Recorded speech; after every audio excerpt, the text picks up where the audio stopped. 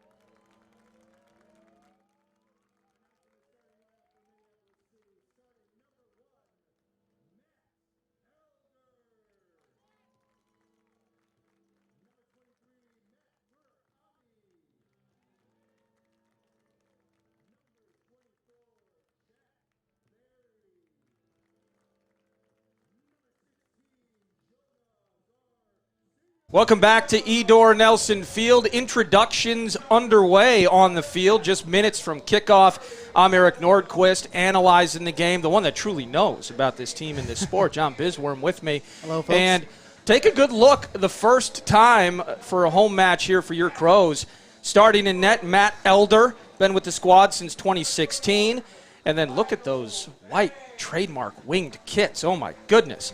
Your back line tonight is going to consist of number 23, Matt Murakami. And then one of the newer faces that John mentioned, number 5 in the center, Jack Berry. Then Jonah Garcia, number 4. And then rounding out the defenders, number 21, Charlie Adams.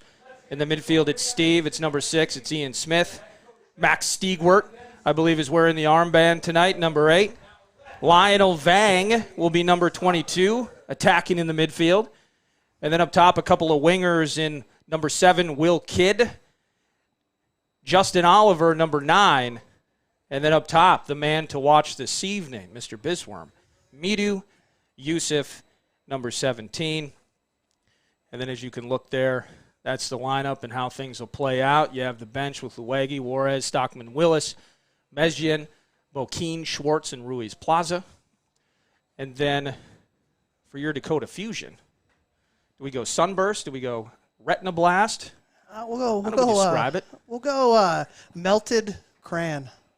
Okay, Dakota Fusion, the Melted Crayon on the field this evening. As teams are huddling, Mr. Van Benschoten giving words of wisdom. Not yelling.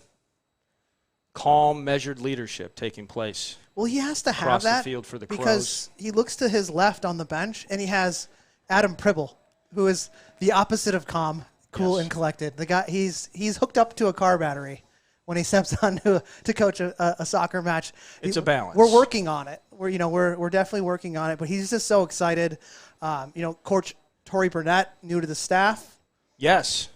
coming to us this year as the second assistant. Coached the Crows in our last preseason friendly against the Karen FA. Got a victory there. So she was one of the first female coaches ever to lead the charge for an NPSL team, albeit in a preseason friendly. But she took the reins and came back with a victory. Fusion coach John Melendez, his group now taking the field. And there are your Crows. Eric, I'm super excited. I'm pumped for this. This is fantastic. The home opener, Fusion get the ball first. And at this stage, we're waiting for the whistle from Green. Don't need to know his real name. I'll just refer to him as Green for 90 minutes. Call a good game. The birds are here. As the crow flies.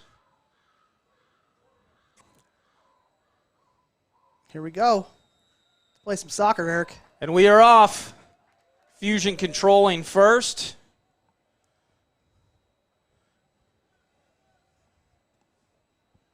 Josh Lilly defensively for the Fusion. Moving it forward to the boundary. Will Kidd pressuring. Adams getting beat. Recovering nicely. As we are still working to identify several members of the visiting Fusion. Adachi up the side now, pushes it in. Runsvold trying to send it across field, looking for an offside flag, which is there, waiting for the ref to acknowledge it. He does. It'll be a free kick for Minneapolis City. Jonah Garcia restarting it. Garcia, by the way, joining the Crows in 2019 after a nice stint. I believe it was Central Florida, played at Louisville. He's kind of been a well-traveled man, John. Absolutely. Sorry about that. Not paying attention here. Yeah, Max Seagord spent some time. He does have some ties to the Paraguay from a lineage perspective. Spent time with the Paraguay under-21s. Played with us in our first season. Like you said, started out at Louisville and just followed the Division I train going into finishing up at UCF, making a few NCAA appearances.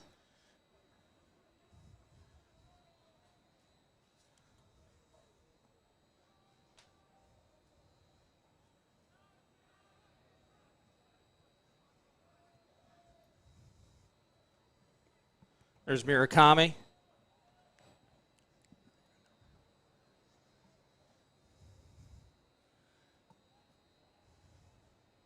And we must have a lineup change as Samuel Ruiz Plaza, number 16, is along the back line. I'm also seeing Cole Schwartz in the mix. So early on, they're either wearing the incorrect jersey numbers or... They are wearing incorrect jersey numbers. As a quick restart here. It always lower league problems, Eric. Okay. While we're flying blind, I think that was Murakami. That was Murakami. And it'll be a goal kick for Dakota Fusion. Oh, there we go. Just mixing it up. Why not? It's the home opener. Just find a shirt and put it on. Put it on. Print off the game day program with some different numbers. We'll get that sorted out at halftime, folks. Absolutely. Charlie Adams, number 25. Jack Berry, 16. And we'll figure it out as we go. Number 15 is There's Justin Oliver. Ian Smith, number 15. Just taking my blood pressure right through the roof as we are just a few minutes into this one. Still scoreless. Both teams still having trouble finding any sort of elongated or intentful possession. Oh, that's $1 fine. And a fantastic turnover at midfield is sending Oliver down the left side here. Beats him. It's Lilly chasing now, an opportunity to put it in on net. Oh, that's a handball. And the shot goes just wide. It looks like it may have been a handball, but no call there. It'll be a goal kick for the Fusion. Good bout of individual play by Stigward with the nutmeg, then springing in Oliver. And it was a nice recovery by the Fusion as well. Number 30, Jacob Grosvenor, able to eliminate a clear path for Oliver. Throw in for the Fusion.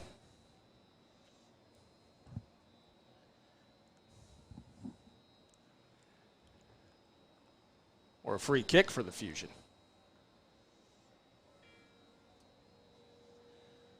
That's Austin Schaefer for the Dakota Fusion. Trying to find his way to Chul on the outside. It's Adachi. Forward for Schaefer. Well done as it harmlessly falls into the lap of Matt Elder. We know that number's right. Long timer with the Crows, yes. That's Will Kidd being taken down. Should be a foul. Trivia question. Our all-time leading goal scorer in club history is? Will Kidd? You got it. Adding to his tally last week against Sioux Falls Thunder. That's all he does. Number change. He used to be number 12, right? All we're doing is changing numbers here. My goodness. I mean, like I said, lower league problems. To Jack Barry, proudly wearing the number 24.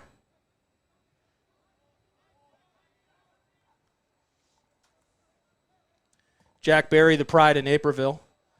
St. Thomas, first set of games for the Crows. Jack Barry. Running out of real estate, Adachi. I don't think anyone gave Justin Oliver a shout there that Hidachi was actually closing in on him. Looking for more communication from the home team. Yeah, absolutely. That would be part of dialing it in from the first whistle, you say. Yeah, guys are probably a little amped up. Haven't played in front of fans in a while.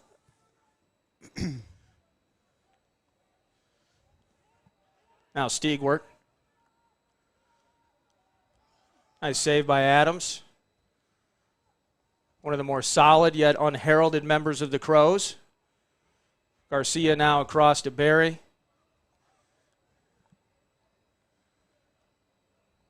Well done by the Fusion early on. The visitors are making it difficult for the Crows to move forward. I think part of that is the front three really isn't making any movement to come back into the center midfield. There's no connectivity. Yeah. I mean, Mito Youssef just did that. But it was the first time in 6 minutes where we had any ball at the back line where there was someone checking to receive it at feet.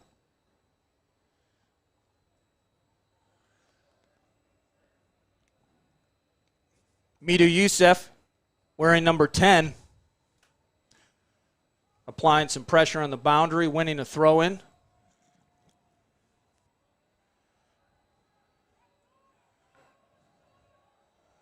There's Grosvenor. He's just got to get it out of there at this point. Ooh. Bad giveaway. Tough giveaway there after some sustained pressure for the Crows. Now it's Chul headed the other way. Number 24, Aaron Pike, turning it inside and absolutely whiffing on whether that was a cross or a shot. We will never know. I think the same thing, Eric. His Dakota Fusion brethren didn't really tell him there was anyone coming back, and Mito Youssef tracking all the way back from his striking position to help out defensively. It's quieter on the field right now than it was for 30 seconds when I first realized that we were looking at the wrong numbers. Now Smith to the outside, Will Kidd. He's got Oliver down the line. And once again, he gets by Grosvenor. He's got to find somebody in the center of the box. He's looking for Kidd. It's deflected. And Adachi just says enough of it and clears it. Anyway, he'll work, right, Eric? Pressure. I think Oliver kind of ran out of ideas once he hit the end line there.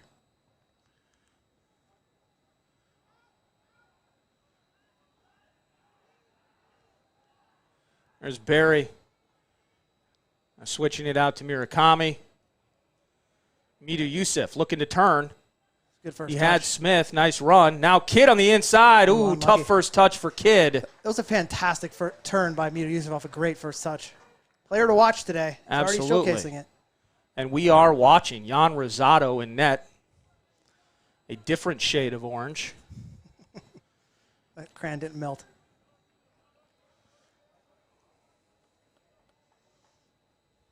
Yeah, this portion of the match brought to you by Crayola. Stand's starting to fill up, Eric. Looks like the weather didn't really deter anybody. It's 60 degrees. It's outside. We got vaccines. We got masks. Crows are flying. Why wouldn't you be here at Edor Nelson? 10th minute. Still scoreless. If you're just checking in with us, I'm Eric Nordquist. John Bisworm by my side.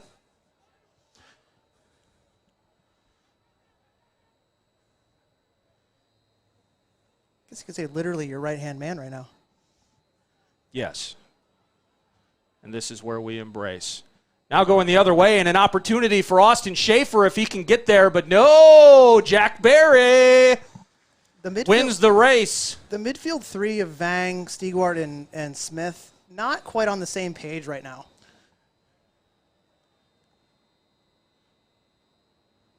Ooh, Adams just taking that foul. It's a veteran play there. You got no other option. Let the guy run through your back. You're literally backed into a corner. Just be a feather and fall over. And he did that effectively. Free kick, Crows. Wilt like a flower. See if Stigwart can get to it. Chul's there first. Now Adachi. Good tackle. Nice stop by Smith. Yusuf looking for help. Forward to Oliver. See if he can make that first move. Oh, it stays with it. There's Adachi. A little bit of hand fighting going on. Green trying to get out of the way. Stigwart with a blast. Hits his own guy. Yusuf, I believe. Smart. Now back to Elder. Jonah Garcia. See, look at the front three movement. You only have one person on the ball, off the ball making any sort of run in Will Kidd, while Oliver and Yusuf just kind of watched when Murakami got that ball. Is that a clumsy challenge? Murakami. Backside down on the turf, hands up, free kick. Kind of scanning. Not a lot of movement. I mean, everyone's kind of watching him. If I'm Coach Van Benschoten at this moment, I am a bit disappointed in the lack of communication and, as you mentioned, the movement. Garcia looking forward for Kidd. That should travel back to Rosado. Yusuf maybe heard us. Got a little more active there.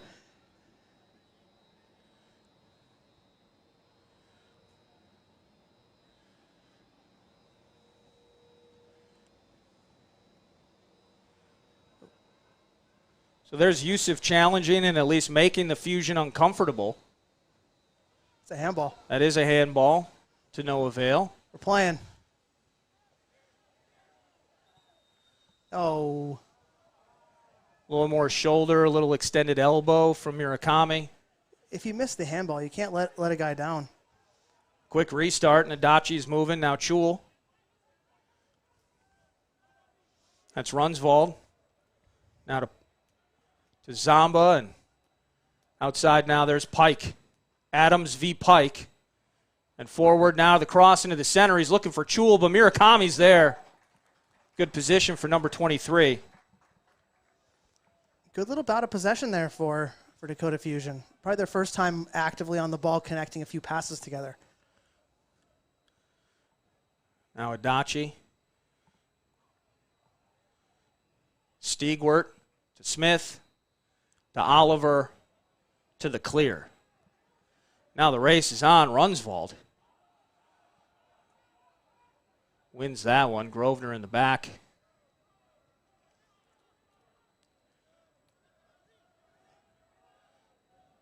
And the pace is quickly picking up here at Edor Nelson. Garcia finds a way to a victory there, and Lionel Vang. Will Kidd is just in acres of space by himself. Somebody's got to tell him. A lot of heads down on the field right now. There's Smith. Most people refer to him as Steve. Don't ask why.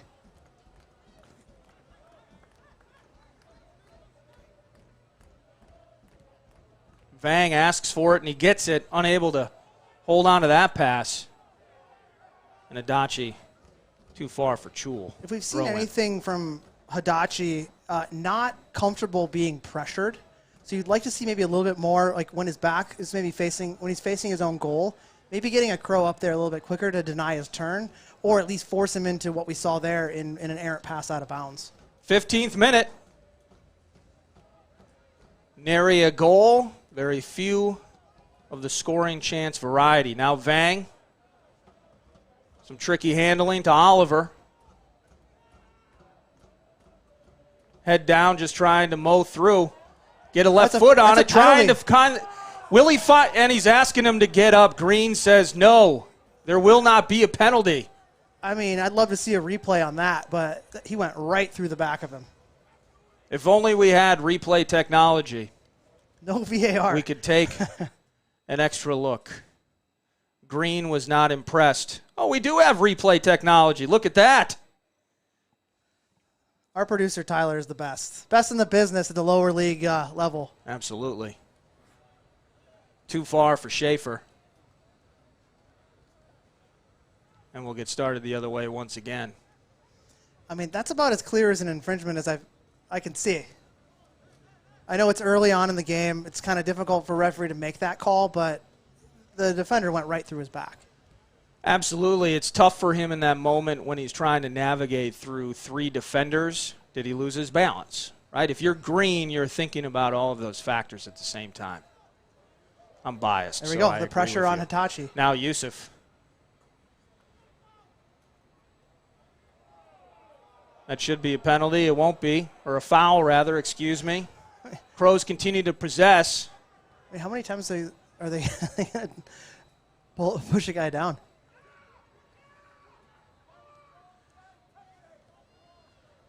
Good step. We'll see how this sets the tone for later in the game as both teams adjust to whatever perceived level of physicality. If that's not a foul, I don't know what is. Kid on the ground, writhing a little bit, and a yellow card. Got some cheddar. A yellow card has been issued. I believe that's number 24, Aaron Pike. Yeah, that was definitely a foul. Yellow card caution for Dakota Fusion, number 24, Aaron Pike, in the 17th minute. Definitely got the attention of the coaching staff for Minneapolis City, jumping up off the bench to have a little word with the fourth official on that one. But center referee got it right. Got to give him time to blow his whistle and pull out that card. Looks like it'll be Stigwart on the ball. The big boy's up. So we have Jack Barry, we have Murakami, most of the back line in the mix, save Charlie Adams and Smith. Into the box on the back end, nobody home. It'll be a goal kick. Just about a harmlessly over the end line. Half yard too far for a streaking Jack Barry on that one. Of these new faces, you mentioned the kid that attended Augsburg. What do you like about Lionel Vang in the mix for this team? Lionel Vang's just one of those guys. I mean, he's not tall in stature. He's smaller, but very, very shifty on the ball. I think his vision is next level. He sees the game well, and he's a willing passer from the 10 spot, from the attacking center midfield spot. And being the MIAC Player of the Year is no small feat. The MIAC is a very good conference, and he had a lot of great players his senior year in 2019 to beat for that honor. Nicely done. Intercepting that pass was Will Kidd, and the Crows take over. Pike putting pressure on Adams. That deflection will head out for a goal kick for the Crows. As the Crow flies here at Edor Nelson, home of Augsburg and the Aggies. The Augies, excuse me. 0-0, 19th minute.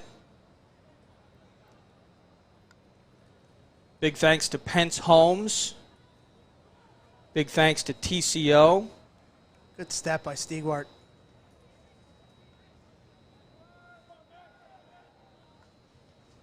Now Vang taking over. There's that vision. Through for Yusuf, but Grosvenor's there. Nadachi nearly butchers it, but Chul handles it. Now Vang working his way back. Nicely done by number 21.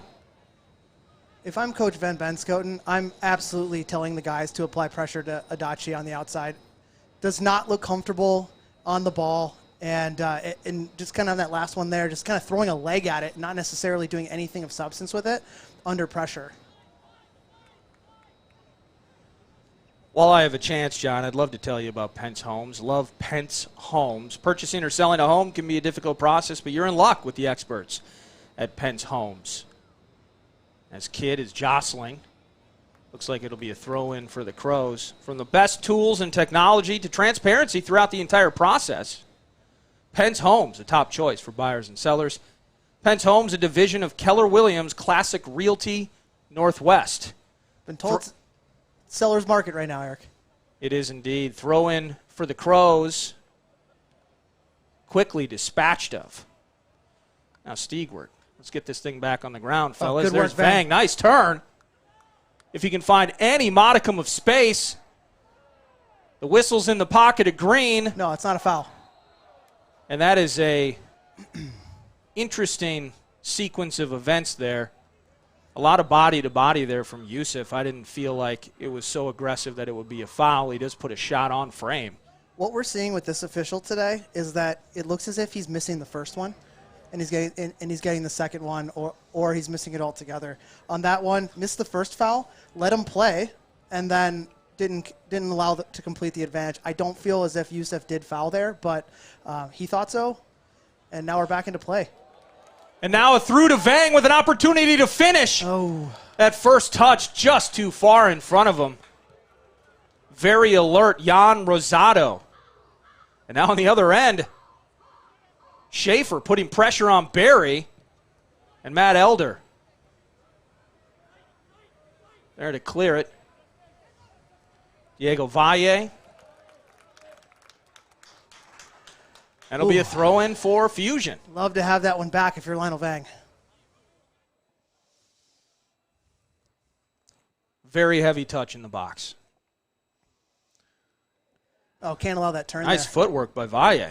The left foot is through to Elder. Didn't have to make number one work too hard for it, though. That one skipped pretty good off the wet surface here at Edor Nelson, but like you said, Matt Elder all over that one. Thankfully, it's a proper pitch. Keys to victory. You were out there with a level prior to the game, and you noted that it was right on. The blades of turf are all even. Now Garcia, as in Jonah Garcia, as in formerly of VSLT, formerly University of Wisconsin Superior. That's a foul. And we're finding there's the whistle.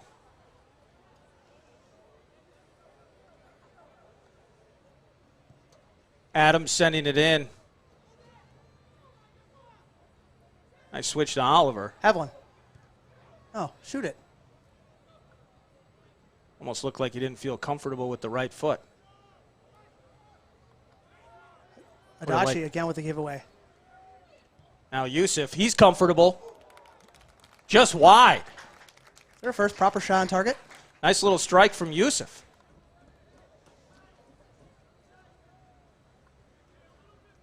Would you consider the Vang situation a shot? Call it a half chance. Okay. 0.5 shots on goal for your Crows thus far in 24th minute. On a Friday evening. Good step. 60-ish degrees. Bit of a swirling wind, 10 to 12 miles per hour. Full weekend forecast at halftime. Nicely done by Will Kidd.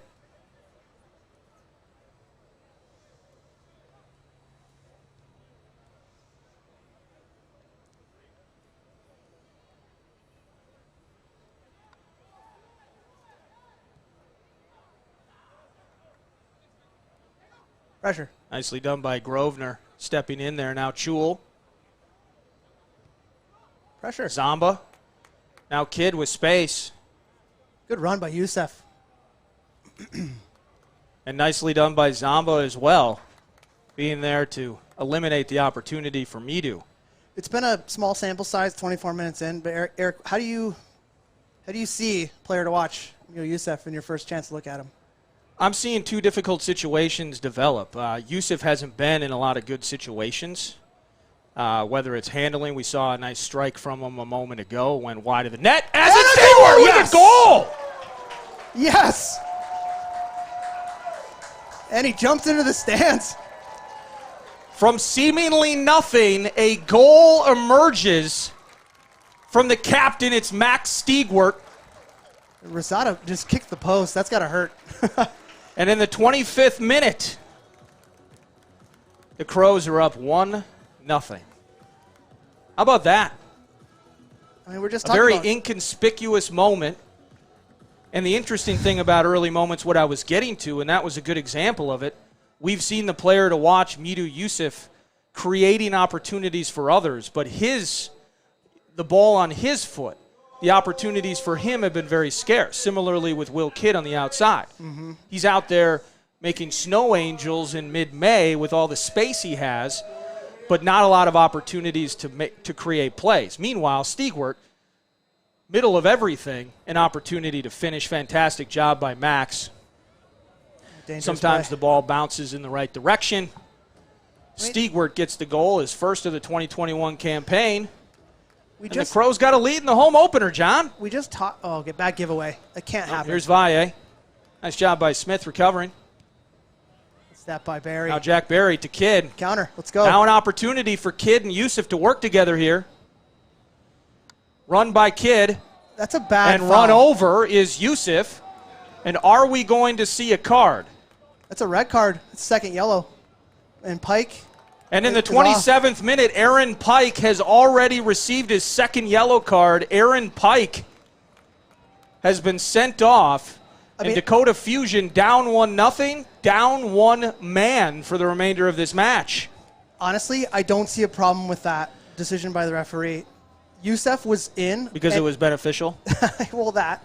But Youssef was in one-on-one, and Pike's defender had a good positioning to jockey and slow up play, and he just came through the back of him.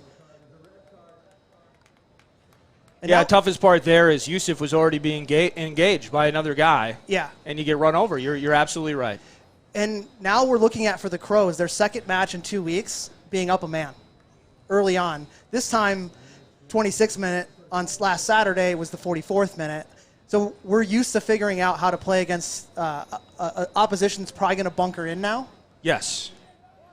But this is where you were talking about dialing it in. The communication, urgency has to continue, has to improve, despite the one goal advantage and the one man advantage here, just to solidify things, maybe even get another tally before half. Yeah, there's plenty of time to do that. Unfortunately for Pike, who has to probably leave the area, the mega bus from the Fargo-Moorhead area has come down for the team, so he has a nice, comfortable place to go to. I understand rules and everything. Can't we just let the kid sit on the bench? It's more so that maybe he'll say something. He's heated right now. He might do something that is regrettable, heat of the moment type situation. Well, the regrettable part is already done. Now in the box, ahead on it was Jack Barry. Oliver trying to save it. The goal kick is now the call. And you're right, the fourth official trying to discuss the departure, it looks like, with head coach John Melendez. Look, they want Aaron Pike to leave the area. Look, Eric, I'm in favor of Pike just hanging out over there. Look, you just hang out, have yourself a soda, and think about what you've done. I have coached soccer in my background, Eric. Maybe he changes jerseys and gets back on the field. What about that? I've coached many different levels, and I understand the frustration of the coaching staff there. But at this point, you're not going to change the decision. So it's kind of, no matter how mad you are, you just got to let it go, and you got to figure out how to get your guys locked in to be able to fix this. Absolutely, I agree with that. You have a ton of time here. As Adachi moving down the field, surveying options into the center, trying to find Rumsvold. You have a ton of time left in this game to figure out a game plan to not let this get out of hand. You need to get right to focusing on that. Adachi suddenly all over the field. Now he's on the left side. a do-it-all type of guy here for the Fusion. That's a foul. Valle trying to move forward. It's a foul. And just to make a note as we enter the 30th minute, the broadcast booth not provided pronunciations for the visiting team this evening. So if mistakes are made, enjoy them. We're just going to have a... 1-0 Crows. Max Stiegwart, the goal scorer, just 5 minutes ago. We're going to ask our producer, Tyler, to get a graphic up for lower league soccer problems. Just a tally going. And talking about problems and soccer problems, Aaron Pike relieved of his duties due to 2 yellow cards, and he is indeed being forced to leave the area. Yep. It is what it is. I lobbied for you, Aaron. I'm sorry. He was the lone goal scorer for Dakota Fusion in their 4-1 loss last weekend against Troy Athletic. So that's a big loss for them. That is a big loss. And now he'll be out for the next match. I don't know who they play, but... Now Stiegwart, can he make it 2? The curve! Off the frame! Off the woodwork. He's got his shooting boots on. Now Yusuf just bouncing off Valle. Oh. Or Valley. Max has the green light from the parking lot, Eric. Yes, He's he does. hitting shots now. He must have heard us saying we only had 0.5 shots on target. That was a pretty beautiful curving ball there from Stiegwart. Look at that thing. Oh.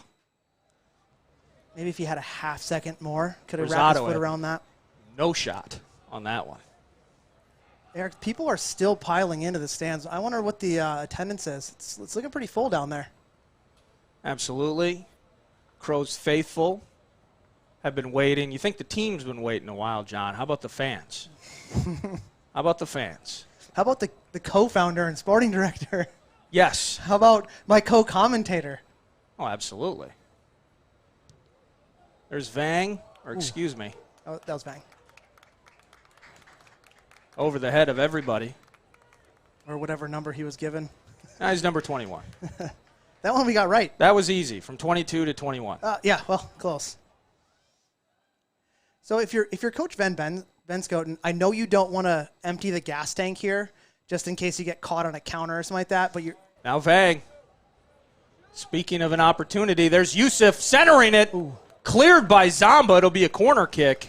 But I believe the first corner kick of the evening, as I continue to interrupt John. First corner kick of the evening for the Crows. What about MVB? If you're him, you have the decision to make to go for the jugular and start high pressing. Yes. Or wait for the second half when they're tired before Correct. the substitutes come on to do that. Personally, I would go for the jugular here. I'd increase my line of pressure because you have an extra man back. Yes, indeed. Into the box. Oh. It was off of both Murakami and Kidd, it appeared, via deflection. The combination did not result in a goal and a goal kick for Dakota Fusion. As we were talking about it prior to Stiegwart's goal, you are now seeing, and I'm sure it's in no small part related to the dismissal of Pike, but we are seeing, I don't want to call it a dominant situation, but it's certainly, there's more urgency, there's more possession. More movement. And it's coming from Yusuf and Kidd on that right side. And it was a move by Yusuf that generated the yellow card on Pike. So the player to watch, the franchise leading goal scorer, both making their impact. Oh boy, this is not what and we their want presence here. known. Good fight. That's not a foul, ref. Jack Berry, the pride of Naperville. That's a situation where the referee cannot let a guy down, give a guy a call for letting him down on his first touch. I understand. Too much hand fighting there, though. When you see those long flailing arms from Jack Berry, maybe you just assume a foul's being committed. I mean, if I'm Dakota Fusion. Now into the box, it's Zamba with his hands on Garcia's back, but Berry's there to clear it. Now Adams trying to make a turn on Valle. Smart play. If I'm Dakota Fusion, I'm absolutely not playing a square pass down a guy with all your bodies in the box. That makes complete sense. I agree with you. You have to capitalize on every possible opportunity to get the ball into the box. One person I've enjoyed watching, and most, this would be, might you say, Minneapolis City heavy broadcast, right, John? Yeah, I would say so. I like this Diego Valle or Valle, number 10. Very sturdy, good physical 50-50 shoulder to shoulder. Yeah, I would say so too. I like him for Dakota. I'm a big fan of And Austin. they're going to need him now that Aaron Pike's out of the mix. I was a fan of Pike. He's been sent to the showers. I'm a big fan of Austin Schaefer. I think they haven't gotten the ball into him as a target striker, but he's got the prototypical size and the activity you want out of a striker. I mean, Aaron Pike's in the parking lot passing the ball to himself right now. I mean, just let him sit on the bench. He might have stopped at the food truck. We don't know.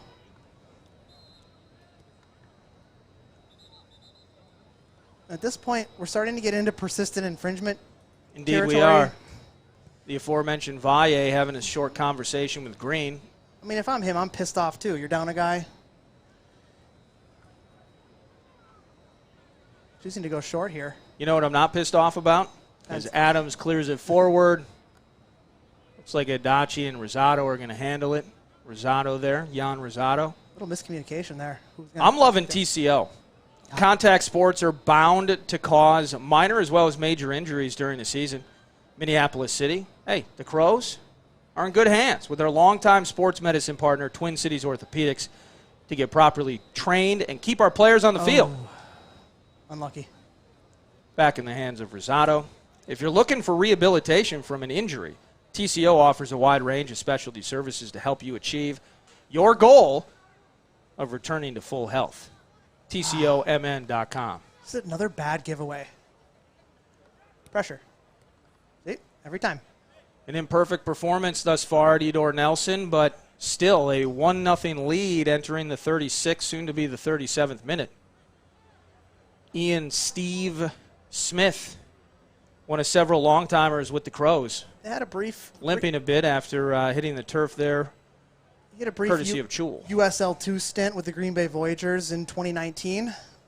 Wasn't able to hoist another conference trophy with the Crows, but now he's back, graduate of UW Green Bay, back in town. Yeah. Why not fly with the flock, the murder? And when it rains, it pours with Steve. His first goal was part of an 8-rip drubbing, I believe, of lacrosse several years ago. Yeah. So if the Crows are able to get this up to 3-4 rip, and I'd anticipate I'd even place a mythical wager on Smith getting a goal. There's Jack Barry. Now Smith, Steve, he is referred to affectionately. Yusuf just battling, and he's got to go back to the drawing board. I mean, the Crows will reset things. Look at the line of pressure by Sioux Falls. Dakota. It's at the 40, maybe the 30-yard line. This is what the rest of the game is going to look like. It's can the Crows in tight spaces not lose the ball like that, but break down a bunker. And the key to that is not getting clipped on some sort of counter. As Murakami, tries to step back and is unable to do so. It's another $1 fine for a nutmeg. It's a goal kick. Adachi, the victim of the Meg. In second half, no matter if it's substitutions or tactical adjustments, if I'm the coach, that is the guy who I'm absolutely attacking until it doesn't work anymore. He's the mark. When you walk into the room, Eric, and you can't spot the mark, you're the mark. It's another foul. No foul on Shea. Well, actually, it's got to be quicker. It has to be because it's starting to be consistent. Sideline Green, assistant Green. Green Jr. says there was a foul. Green Jr. Be Vang with the restart. Now forward to Kidd.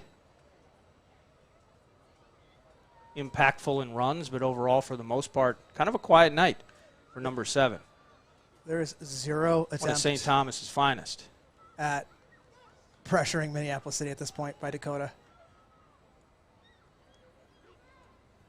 Dakota's trying to get out alive right now. They're trying to get out of the half, yeah, and then figure out what they're going to do. Now Vang. Ooh. It's another one. How many kind is of that? A lazy leg from Zamba there. It'll be a free kick. It's been from a somewhat dangerous spot. Might as well let Stigwer take a crack at it. He's been nice from a bit of distance so far, the goal scorer. How about a quick one to Oliver here? 25th minute. Max Stigwer makes it 1-0, wearing the armband.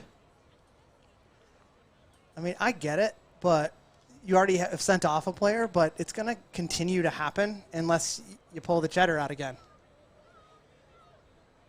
I mean, as we watch it from this angle, I can't believe that Stigward is getting that far of the far post. Also, no one's guarding Oliver. How about that? Let's see how Stigward handles it. That far post looks so juicy right now. No, it's He'll Jack send Barry. it in on the back end. The header! Just wide right of the net. That's who as you want. He's falling down. That's who you want on the end of those set pieces is Big Jack Barry. How about Stigward? The goal scorer, a couple of brilliant set-piece balls here in the first half. We arrived looking forward to seeing Yusuf. Thus far, we are sitting here enjoying the works and the art of Max Stigward. Captain. Now, kid. I mean, as a striker, when you talk about activity, it's somewhat of a doing of Midu himself. Like, you have to get active. You're hugging the back line of Dakota. Yes. However, in order for you to get the ball, you need to find runs to separate yourself in order to get the ball into dangerous positions. That's a good point. Now we got him stretched. Let's maybe get some movement here. Not that. Intercepted by Zamba. Ooh, in the face. Right off the chops by Vang. Didn't phase him. In the face. Maybe got some blood. He might be short in stature, but big heart on number 21. Yeah, took that one. Jack Barry's got blood on his face, yet Lionel Vang needs to come over as well. Got 2 city players off. Let's not do anything stupid here. Bit of a mash unit taking place on the sideline right now. Draw him out. Pump it long. There you go. The terrific mom-dad relationship of Van Benskoten and Pribble working perfectly. Good Through interception 42 by Yusuf. minutes. Hit him. Now forward to It's a Kidd, great and he's ball. got some real estate on his own. Has to slow up to take it. Oh, nicely done by Josh Lilly, despite getting beat like a drum. Able to recover as Kidd wasn't able to push forward with it right away. Oliver's got to be on that first touch. See? Now he's pressuring. Dachi getting flustered. Finds Zamba. Oh. Can't get around him. Just throw him to the side, says Zamba. It's not a foul. It's not a foul. Brunsvold is awarded a free kick and offers a stiff arm to Kidd in response. It's not a foul. Late stages of the first half. Don't do anything stupid. That's the stage we're in, Eric. If you're doing a hand count as you watch this stream, you're only counting 9 field players for the visiting Dakota Fusion because Aaron Pike has been relieved of his duties. It was a second wild card second yellow card in the 27th minute. Sent him packing. Now Yusuf trying to send the visitors packing early. It's Lilly there and fighting with Kidd. Can he get the left foot on it? Corner kick. It's a corner kick. And we should get the corner kick awarded, and we do. Good eye there by Mr. Bisworm. Now you got the back line of Dakota arguing with each other. Got him right where you want him, Eric. I absolutely loved that battle by Kidd. And I have to admit, I couldn't tell if that was Josh Lilly or if it was Selleck, number 15. Tom Selleck? A cousin. Now Oliver, the flick! Oh, good save. That's a very good save. Fantastic short area save by Jan Rosado. It does create another corner kick. But Rosado able to get the hand up. At this point, maybe send Ian Smith and or Charlie Adams into the mix here. Barry, get Very, very poor clearance. Yusuf. How Climbing, about Yusuf? climbing up the Jack Barry ladder there. Had a step stool in his pocket. Number 10 got up high. Goal kick, Rosado. Max Stiegwart, the goal scorer, 25th minute. Minneapolis City. Why would you go short? Trying to start the 2021 season 2-0 with 6 points. The 3-0 win in Sioux Falls last week. That's definitely a foul. That's definitely a foul. Charlie Adams getting a little physical there. See, this is a non-biased. Just throwing his weight around. A non-biased call there. That was a foul. You picked a clearly obvious one to do that. That's fantastic. That's great. And you're right. If you're the referee and you're going to continue to call those fouls, you call that foul. Call that one. Yeah. Absolutely. On the pressure Took the here. Fields to Adachi. On the pressure. Now Oliver's got to be Johnny on the spot. That's Lilly pushing it back to Rosado and cleared. Runsvold and Smith tangling. That's Zamba. Those long legs by Zamba. And Adachi's moving forward. Good step by Barry. Oliver's got to put a little more effort in there.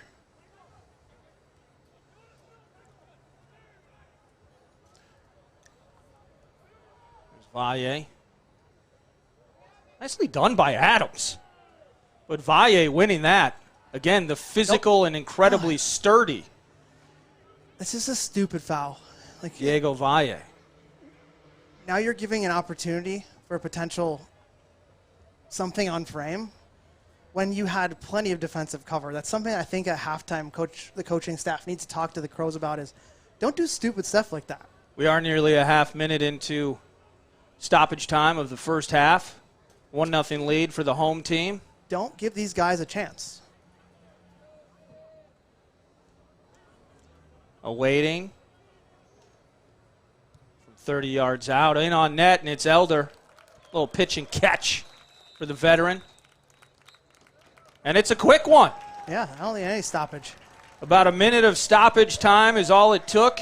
And we are at halftime at Edor Nelson, Augsburg and the Augies. I'm Eric Nordquist. This is John Bisworm. On a windy, little bit of a moist, wet, damp Friday evening in Minneapolis, the Loons have a 1-0. The Loons? Excuse me, the Crows. Get out of here. Sorry. I'm sorry.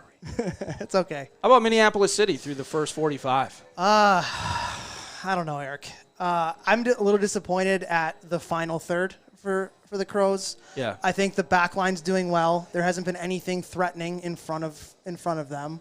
I thought the central three of Stiegwart and Vang and Smith. Sorry, name. We're early on in the season. Can't quite get the guys out of my mouth here. But that central three was let down by some early giveaways. That red card that happened in the 24th opened things up where they can combine more on passes with less pressure.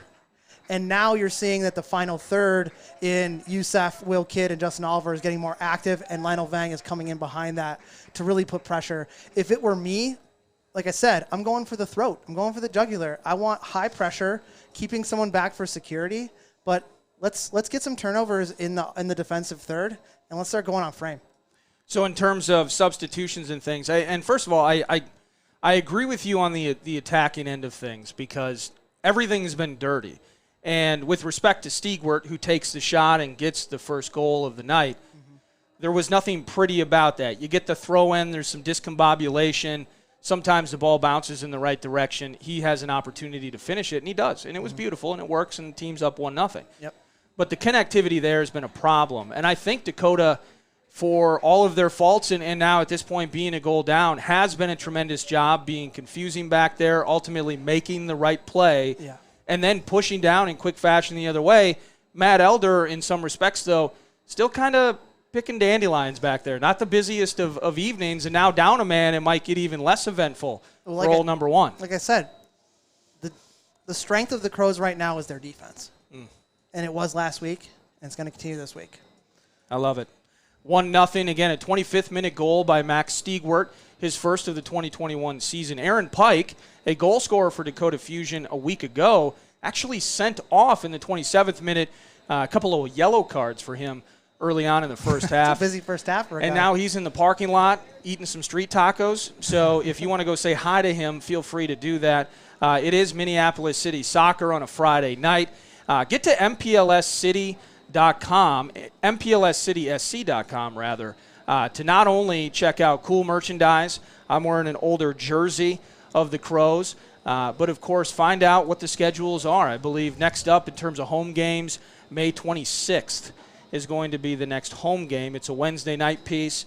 Then you get into June. A lot of these games are going to be on Saturdays, but you're going to be able to watch them via stream right here with us as well. So looking forward to the second half. In terms of substitutions or changes, you mentioned the idea of continuing with the high pressure, continuing being aggressive and creating urgency and forcing Dakota into mistakes. Is that what you want to see as we enter the second half? What I'm seeing right now is my kids hugging Adam Pribble. Yeah. Given the assistant coach There's a softer side of old Pribs, isn't there? There totally is. But anyways, first half, I'm okay with it. I look for more goals in the second half, more pressure. I look for us to maybe use it as kind of a training scenario a little bit to experiment with a few things, but let's get a few more goals before we do that. Absolutely. We're going to take a short break, and we appreciate you joining us on a Friday evening and sharing this time with us. Go Crows.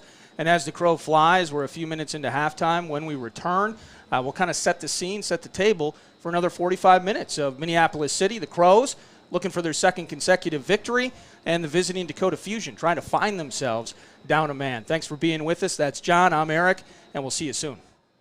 Bye-bye.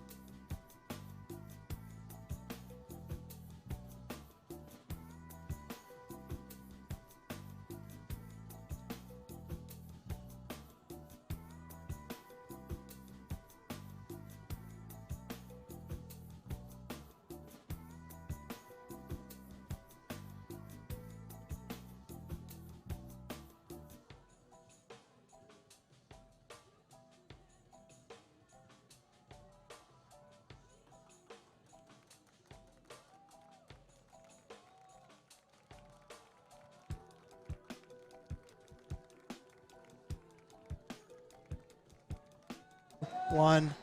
We're in. And welcome back, Edor Nelson Field here in Minneapolis. I'm Eric Nordquist. That's John Bisworm.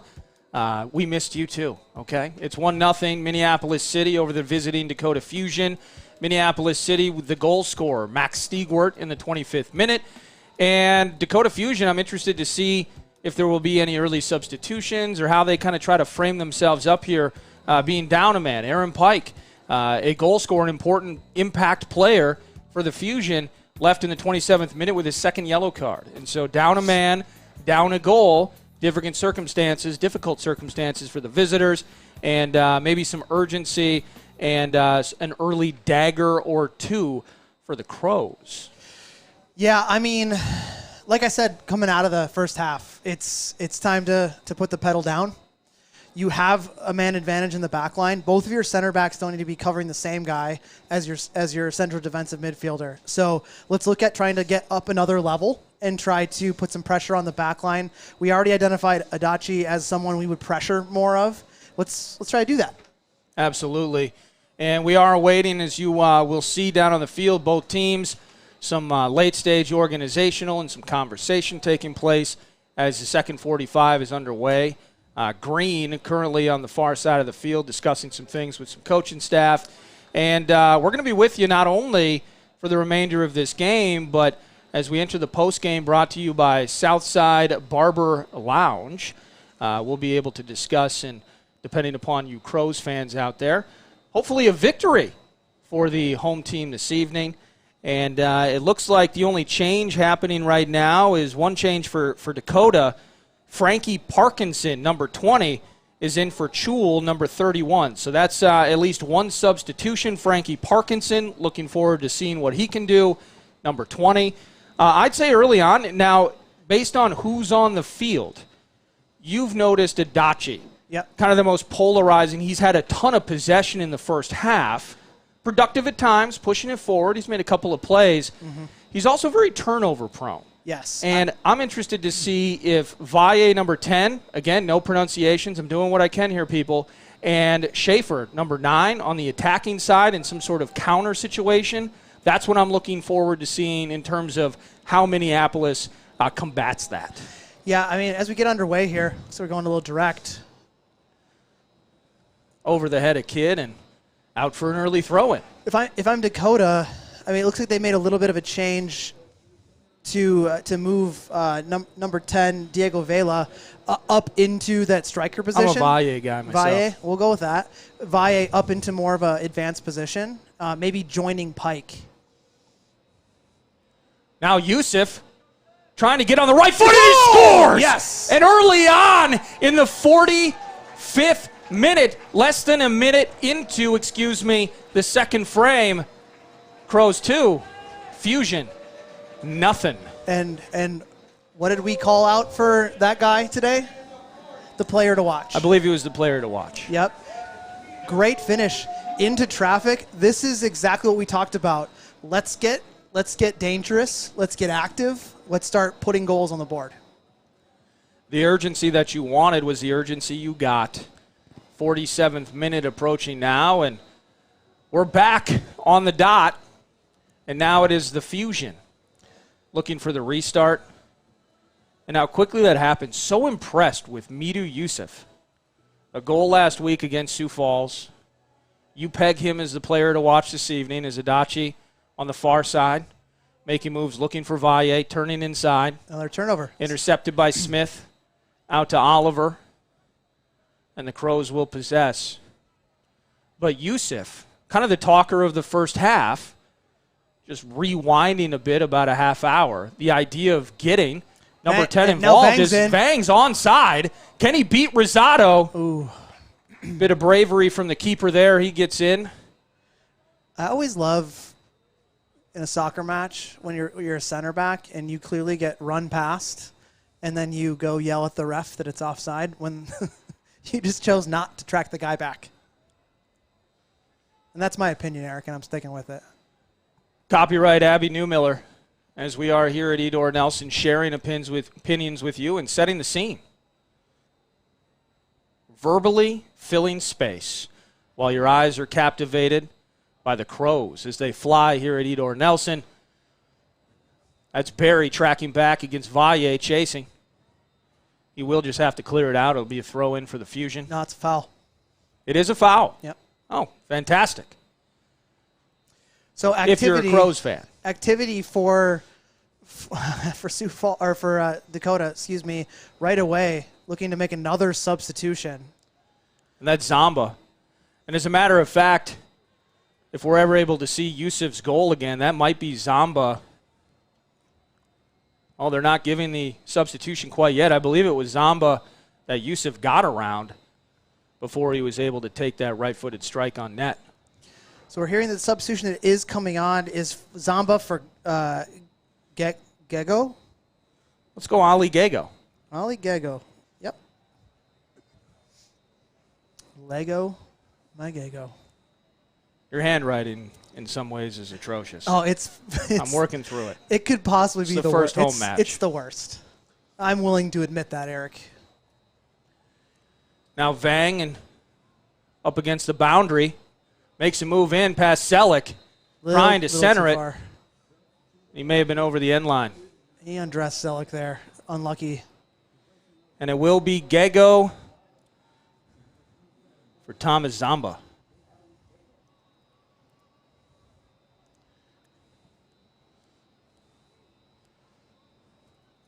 Has to nurse those third-degree burns sustained after Yusuf turned him around in a heartbeat to make it 2-0. Some good possession Minneapolis here City. by Good Dakota. touches, and specifically Schaefer here in the Well, it's about time that Schaefer field. got on the ball. Like I think he's a great player. Yeah, but he has to track back too far to do stuff. And that's been the problem for him. Now Valle. Right through Barry. Nope. And let him play, ref. no foul. It's counter. Look at Will Kidd just eating up space here. Will Kidd getting his sprints in for the day. A bit of exercise while playing a game that counts. And that is on 94. And Josh Lilly just puts that ball onto I-94. Follow the bouncing ball.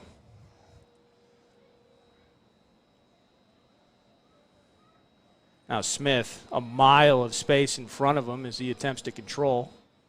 Now slowing it down. Now back to Stigwart. That is A little physical effort there from number 10. That should be a whistle, and it is. Minor clip. Steve with the quick restart. some good possession. Bad giveaway. Now Adachi clearing it out. Throw in for the Crows. Looks like we're getting some activity on the Crows bench. Looks like Dominic Mesjin, Javier Juarez getting some movement going. Getting loose as potential subs. It's a bad giveaway. Now Runsvold. Hit it. But now Stigwart with the shot on net. Rosado doesn't control it immediately. Ooh. And it was Yusuf in there looking for his second of the evening. Definitely throwing his hands up. I didn't mean to kick the goalie. Rosado making it more interesting than it had to be. Now cleared out. Stepping in on it is Ian Smith. That's an intentional handball. That That's a yellow card. Intentional handball there by Mr. Schaefer. He's getting a talking to. Green's talking to him. Yeah. I'm not completely mad at that. There was nothing he could have done about it. So at this point, maybe some frustration setting in. I mean, don't be stupid. Why do that? They're already down a man. That's Adams. That's the kind of thing you don't want to be doing. That's a pretty soft call. And now almost we didn't give you an infraction for the obvious handball. So now what we're going to do, yellow card for kicking the ball away, is give you the foul on Charlie Adams. And a yellow card has been issued. If I were that guy, I would just stop talking. And we got some screaming at the refs. That's number 20, That's Frankie Parkinson. Yeah, just entered the game. Yeah.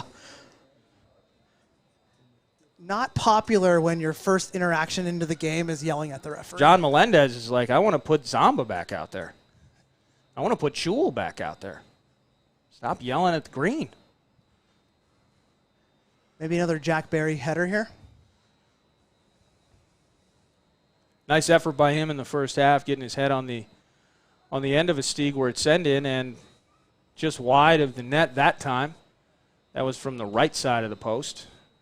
Now flipping fields and flipping sides. Rosado getting loose here.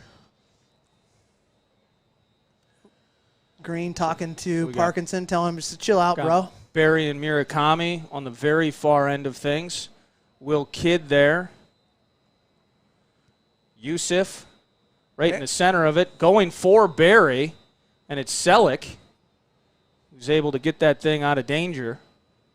But now a quick throw-in potentially. Murakami over Vang's head trying for Yusuf, and it's cleared out. That's Parkinson on the turf. Screams at the ref and then begging for a foul. That didn't work out. Good turn. Now through for Kidd, and Rosado is there again. It's a yellow card. It's just bad. And now that's Valle with a yellow card. So far, 2 cards. Parkinson and now Valle. A little too physical an effort from him there. You know, unfortunately, it's just for Dakota Fusion, it's that stuff's unnecessary. I know it's part of the game. I get it. Emotions are high, but now you're giving your team, you're pinning your team back, already down 2-0, already down a guy. You're pinning your team back again when I thought that the defense had that covered. Absolutely. Both Stigwart and Yusuf now back on the ball. We'll see who gets the honor of the delivery. Apparently, some hand fighting in there. Oh, jockeying for position. The best. 55th minute. Now Yusuf with the flick on just over Will Kidd's head. Fantastic idea. Dude, Lionel Vang getting Now here's up. Jonah Garcia. Murakami. Everybody in the mix. Look at Lionel Vang. That's what we talked about. Smart. Just keep the ball. Make Dakota chase. Tire him out.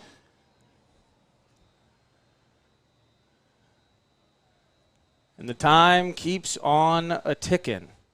Next Saturday, set your calendars, May 22nd, Minneapolis City at La Crosse. Yeah. That's a 7 p.m.er. Looking forward to potentially 3 points there.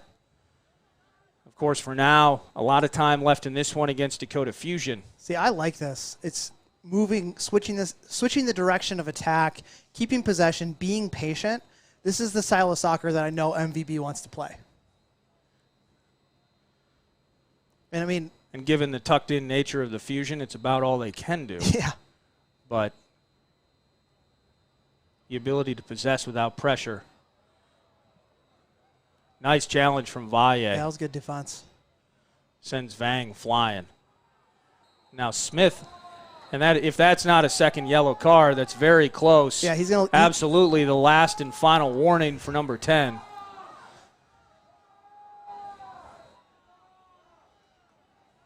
Yeah, that one was it wasn't an overly aggressive challenge. It was a clumsy challenge. Yeah, you're getting to the point now where they're just sticking feet into the mix and seeing what happens. Yeah. So again, just a reminder, Valle, number 10, the perpetrator of that most recent foul, he is on a yellow card at this moment. Also on the field for the Fusion, riding with a yellow, is Frankie Parkinson. It's as if we got some crows taking off the training bibs here, and they're going to start making some substitutions. And I think it's warranted. I think it's time. Getting to that stage as Stigwart, yet another set-piece delivery. Bit of congestion in the box, and it's cleared out quickly. Elder just calling for the ball, wanting to get some action. Elder just wants a touch. He does. Be patient. Be patient, Matthew. I can call him Matthew. Now Yusuf.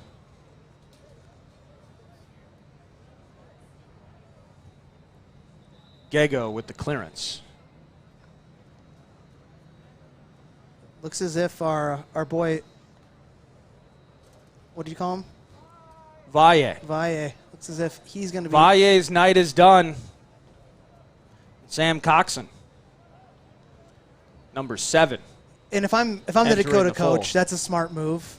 You've already had one player sent off that you can't use next week. Might as well take off the guy who's literally on double secret probation. So Sam Coxon into the mix now. He's just sending people to the turf left and right. He's running like he's waited his whole life for this game this evening at Edor Nelson Field. Now wide to Murakami. Adachi in pursuit. Now Vang. Can he get by? He does. Trying to get to his right. Can Yusuf make a turn? Called the foul. And they will call the foul. I agree with that. So we got A bit handsy from Vang. And we're awaiting some subs here. So it looks like Justin Oliver and Ian Smith, that their nights may be done. Sure why the ref didn't allow the subs to come on there. Yeah. But we haven't, and now the substitution will indeed take place. I'm seeing Oliver and Ian Smith depart. And we got 2 debuts. And we're just hoping that we have the correct numbers this time. Number 22, Dom Mesgian. Replacing number 15, C.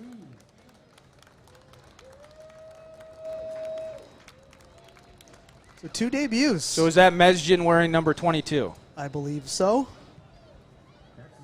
And I'm trying to find, is that Javier Juarez on the other side? Yep. Well, we'll catch a number here in a second.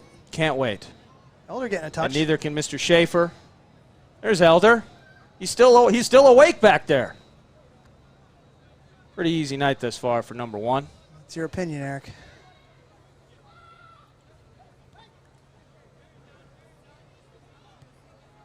Adams back to Garcia, to Barry.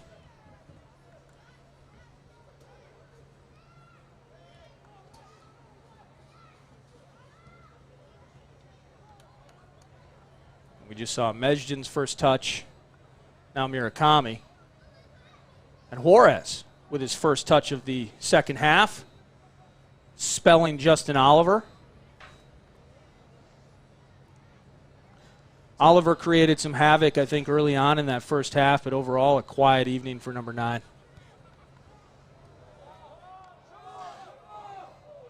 Get it on the foot. Take the shot! And it is in! And suddenly,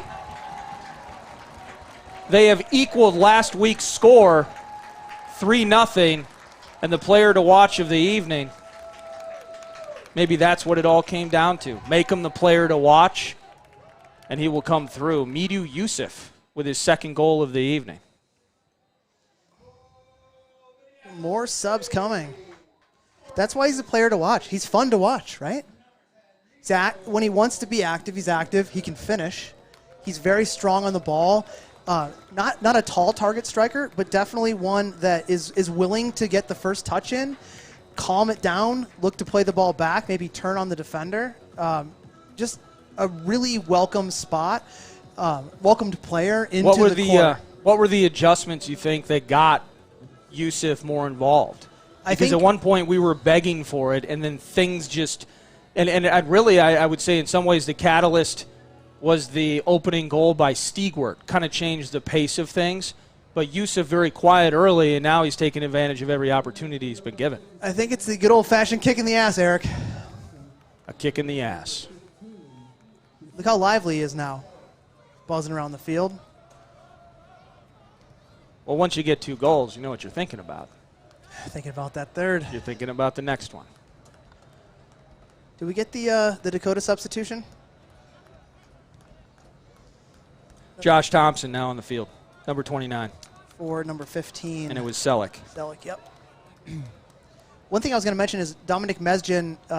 We talked about a little bit early in the broadcast today that he's a new face. Former Milwaukee Bavarian, close to my heart, comes from my old club. But he was a starter and a player in the Big Ten for UW-Madison, Wisconsin. And so he's got that Big Ten experience. He's got that lower level league experience playing with the Bavarians, very storied club in lower league soccer. Oh, good save by Elder. Nicely done by Elder off the deflection.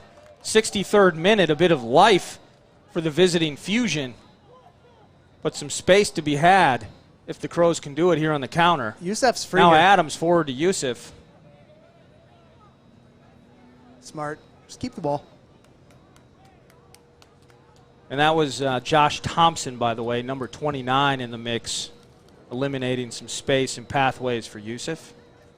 The aforementioned Mezgin on the ball there. And now Juarez.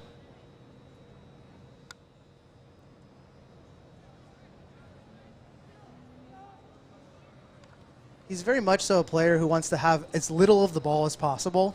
As a central player, looks to get it and give it to somebody else. Keep the ball moving.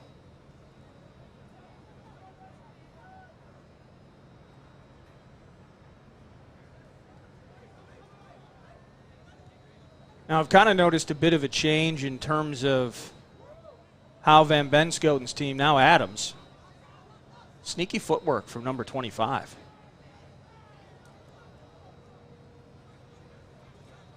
And it's cleared out there. That's where Gego that's where Pike would have been. winning that battle with Adams.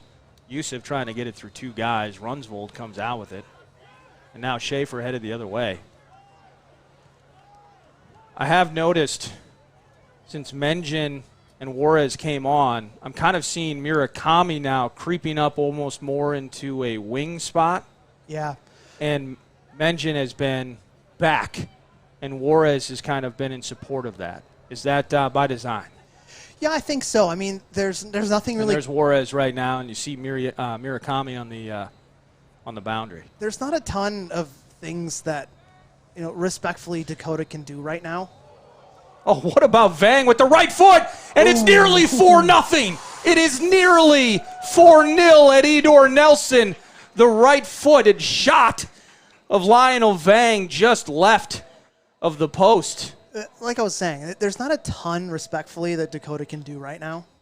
So it's looking for ways for Coach MVB and the Crow coaching staff to figure out ways to work on other things. And one of those is trying to maybe see how we can get more attack out of an outside back position like Murakami. And find those combinations over there. Find those combinations and also see how someone like Mezgin is going to do at dropping back in and covering. 66th minute. 3-0 in favor of Minneapolis. Schaefer having to track back, one of the bright spots left on this Fusion team tonight, but having to push himself so far back just to get a sniff of possession. He shoves Vang to the turf. Another free kick for Minneapolis City. We might have Miles Stockman-Willis warming up for the Crows. Big thanks to Pentz Homes. Big thanks to Twin Cities Orthopedics for bringing you tonight's Crows action. NPSL. Crows looking to start the season 2-0. 6 points. Here's Vang. What a shot. A bender. Ooh. Why not? Vang still maybe frustrated with himself. He wasn't able to close early on. He tried to get one from distance that time. Just about 4 or 5 feet wide of the right post there. Have you seen now that the line of pressure for the Crows is getting a little more active, a little higher? Yes. We talked about, like, let's go chase the goals now.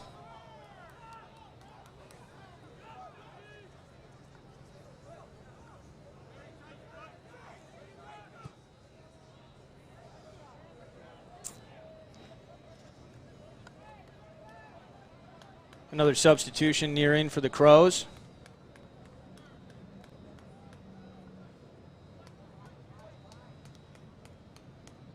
Stigwart, pretty productive shift for the captain this evening.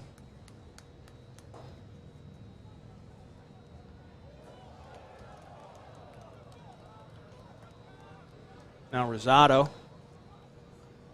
It looks as if Cole Schwartz is going to be the substitution coming on. Cole Schwartz just finishing up his senior year at Gustavus Adolphus College and was the leading goal scorer in Division III soccer in 2019.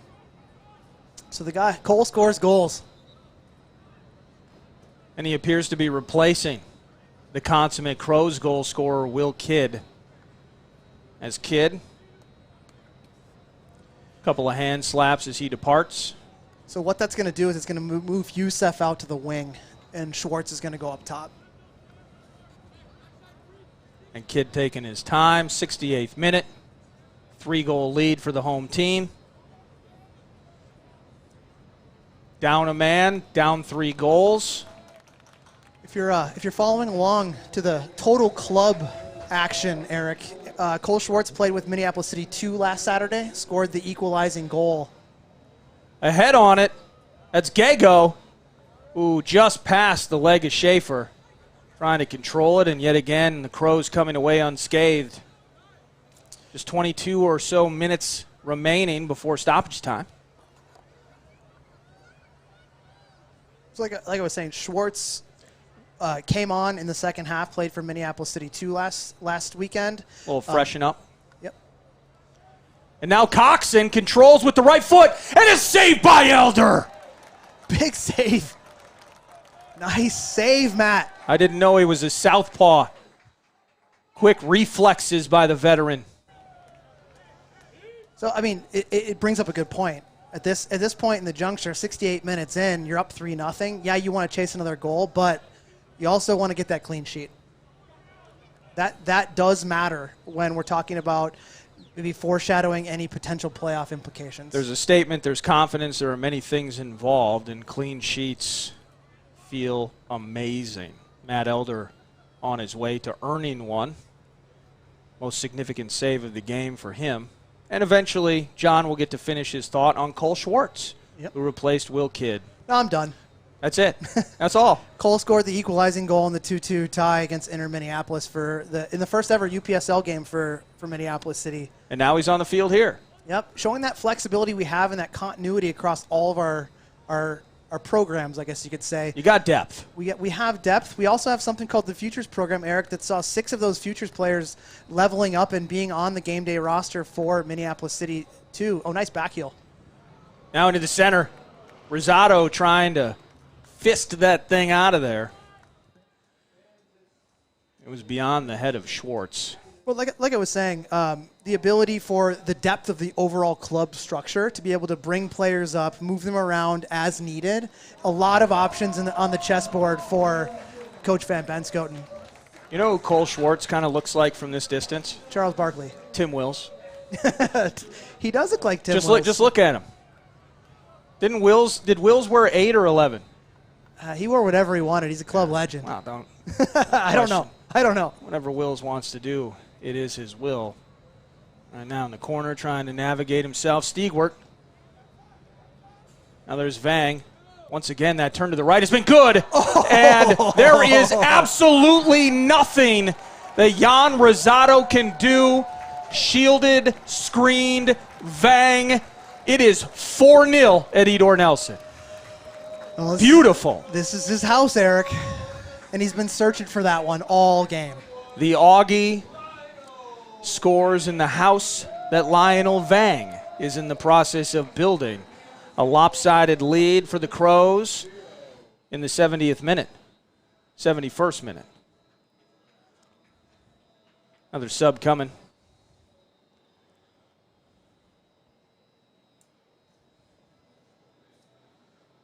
And it'll be Charlie Adams leaving. And that appears to me, my LASIK-corrected vision tells me that might be Miles Stockman Willis. Hey, well, they're not a sponsor of ours, so should be easy on that. Not yet. Not yet, yeah.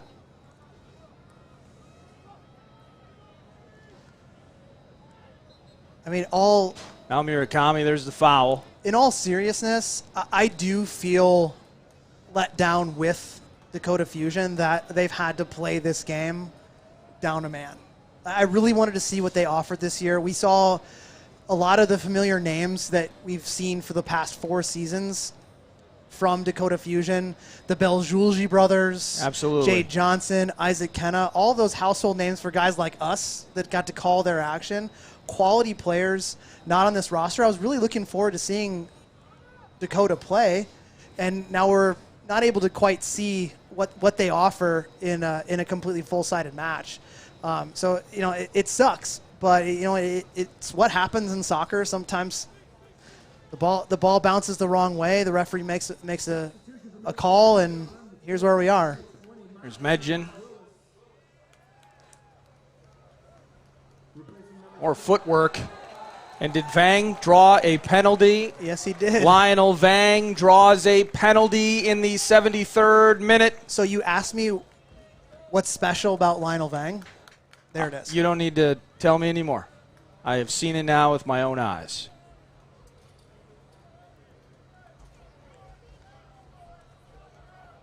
And it looks as though Vang will get to call his own shot. So from 12 yards. As a soccer purist that I am, Eric, as a coach, I never let the guy who got fouled take the kick, no matter how good they are, because the emotions are amped up from getting wrecked in the box. Yeah. But it's not to say that he's not going to maybe convert this, but I just don't do that as a coach. Understood. There's a 4-goal lead. You're up a man. Let Vang finish this. Yeah.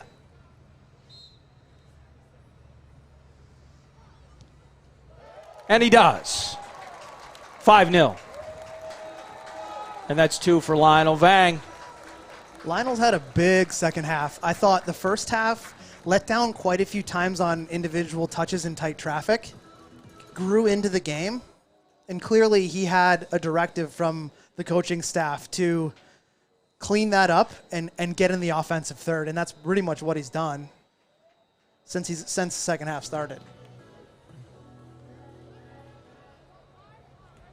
If a knee injury's got you down, you can either go to Twin Cities Orthopedics or you can go to a Minneapolis City Crows game where you can get a couple of braces. From Mido Youssef and now Lionel Vang, 2 goals apiece. Max Stiegwart rounding out the quintet, and it is 5-0. It's the 75th minute and the restart from Coxon.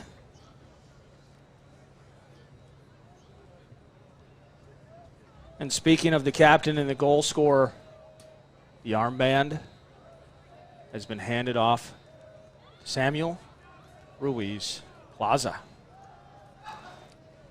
There's Parkinson. Now Schaefer, once again.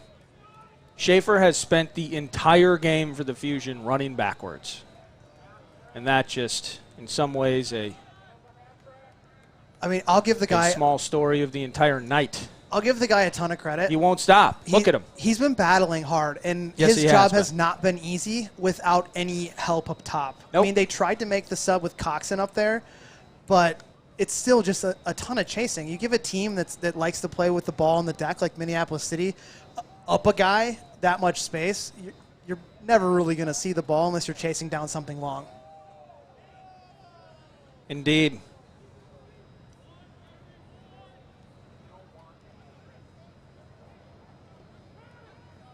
Good footwork there by Juarez.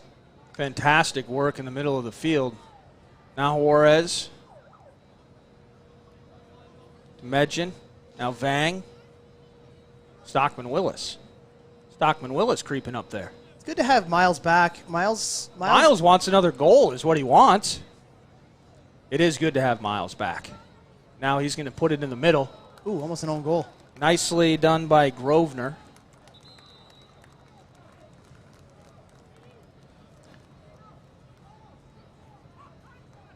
It looks like they're already. How about Parkinson? Number 19 for Parkinson. Here we go. Is it Parkinson or is it Schaefer? Schaefer walking to the sideline right now. It is indeed Parkinson. But they have 2 members that look to be entering the field. And it'll be number 18, Jacob Holtz for Parkinson. And then number 19, that's Hartrick Tarr. And he's in for Austin Schaefer. And then it looks like Mido Youssef is not going to get his hat trick tonight, and he's going to be replaced by Bart And it might Coquin. be 6 pretty soon. Rosado says, that's enough, gentlemen.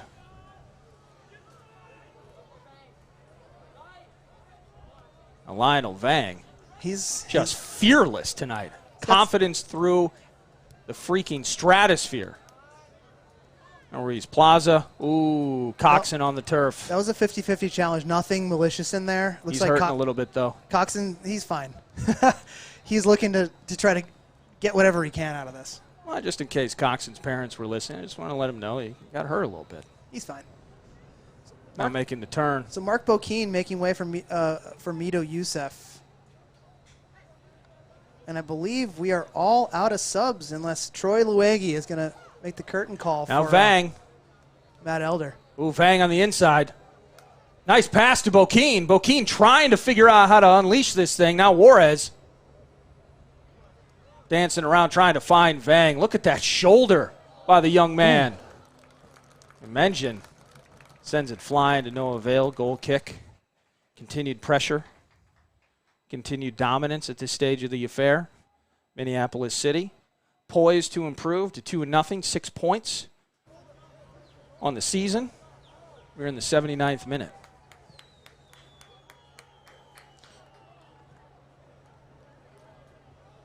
Now Mengen moving forward. He has Juarez to the left and through, and it's on. Javier with the left foot. Ooh. He's looking through, and he is unable to connect. Trying to find Bokeen. On the right side there.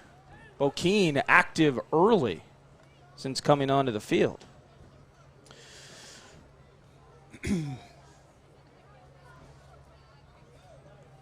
Encourage you to get to NPLSCitySC.com. Figure out how you can be here. I mean, there's plenty of people here. Plenty of people here, plenty of space for you. I mean, could you imagine if it was a nice night tonight? This place would be stuffed. People are thirsty for soccer. The thirst is real, Eric. And they are here. And as the Crows fly, it is 5-0. Dakota Fusion outscored 4-1 by Joy Athletic a week ago. Currently held scoreless here at Edor Nelson. I mean, Eric, let's play hypotheticals here Stockman for a second. Willis stepping in, yes. I love hypotheticals. Full strength, Dakota Fusion. I know maybe it wouldn't be 5-0, but did you see anything out of full strength Dakota Fusion before Minneapolis City actually turned it on that would have told you a different story at all? It's difficult for me because this was, I believe, in the first 20 minutes of the game, an incredibly imperfect performance by Minneapolis City as well. Mm-hmm. And so that created kind of a 50-50 proposition. We saw some early pressure. It was Schaefer. It was Pike on the far left side, as you see down there controlling the ball. Minneapolis City, that's where Aaron Pike was feasting early on. Now he's out of the game. That changes everything. And then once Stigwart scored, you saw almost this light bulb flick on. And that's a bad challenge. And it's been all Crows from that point on. Coxon's got to be careful. That was cleats up. I mean, I get it, but that's... I think Minneapolis City has been significantly more skilled throughout this overall, but it's not entirely possible for me to envision a different scenario where they were chasing a goal in that first half, if that makes sense. Yes. But Pike leaves, Stigwart gets that nice goal in somewhat serendipitous fashion, and they're off to the races. Mm-hmm. So, but that's how this game works from a circumstantial and situational and moment-by-moment standpoint. Wow. Ooh, that was... How about Cole Schwartz? Dude, trying to fill the shoes of Tim Wills there, just running through everybody. Dude, Bokeen's shot was fine in the back of the net if that didn't hit the defender. It was. Quick restart, Stockman Willis. High and far and wide, and the header is in. Ooh, and just over Barry, the deflection to Rosado. Can't handle it. Deflected off of Barry. Over the net, goal kick. Look at that track speed by Barry trying to get back into position. Well, Barry's telling himself, if he's got to run that far, he might as well come away with a goal. 83rd minute, unable to do so. Still 5-0 here in the second half.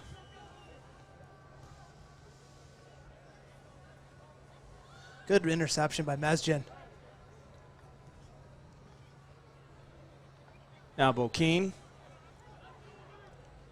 A little outside his radius of comfort. See what Juarez can do here. Now Vang with the right foot on it. Saved by Rosado. Ooh, that's bad too. Let's calm down, guys. Very late challenges taking place. Oh, the back heel Ooh, what is almost that? connecting with Medja. Now the foot off, and Cole Schwartz deflected nearly What is into that the net. defender doing? And you have a Dakota Fusion team, I must say, They're all 6s and 7s right now. with all respect intended, they just want to get out of here. I mean, Gas up the buses. It's almost time to go home. Now Vang controlling near side. you never want to take the ball as a defender in the 6-yard box Don't mess this up, Matt. There you go. off of your goalkeeper's hands. That's just rule number 1 back there.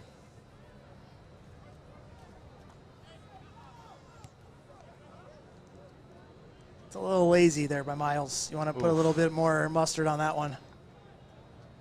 So close to Coxon. Ruiz Plaza. Good turn.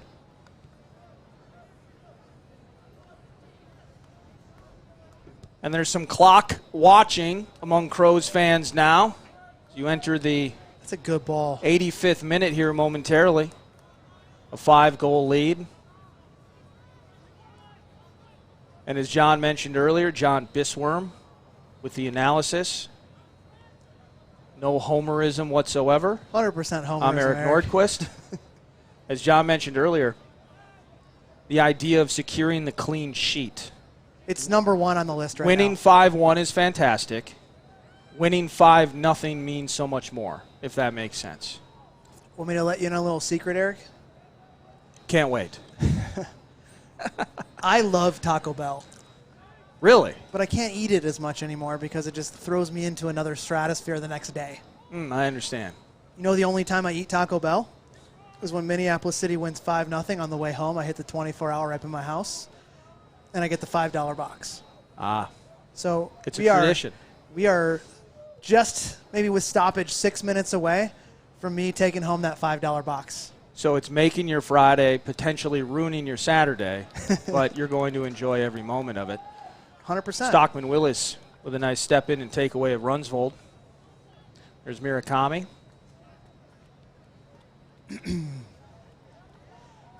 It's my special little secret that I just shared with the internet. That's when I eat Taco Bell. Well, I hope everyone celebrates with you tonight. I mean, why not? Let's Everybody- make it a thing. Taco Bell, call us up. Go to Taco Bell. 5-0 wins equal $5 box at Taco Bell. You want to get a $5 box? And pretty on soon the way you're going to home? be going to the Southside Barber Lounge as part of the post game. As we look back at this one again, the massive tide turn, 25th minute. Max Stiegwart makes it 1-0 in favor of Minneapolis City. The second attitude changer came as Aaron Pike sent off for 2 wild cards in the 27th minute. And it's been very one-sided since then for Dakota Fusion. 87th minute. Listen to the sound of all those Crows fans. They're very happy out there this evening.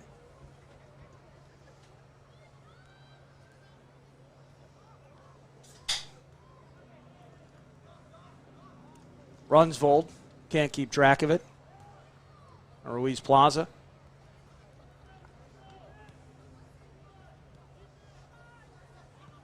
Bolkeen. I just love saying the name. Juarez with the shot. Juarez with the follow through. They are allowing the goal. Looked like it may have been a handball. It does not matter. The shot, the deflection, the second opportunity, the finish, and it's a 6-pack.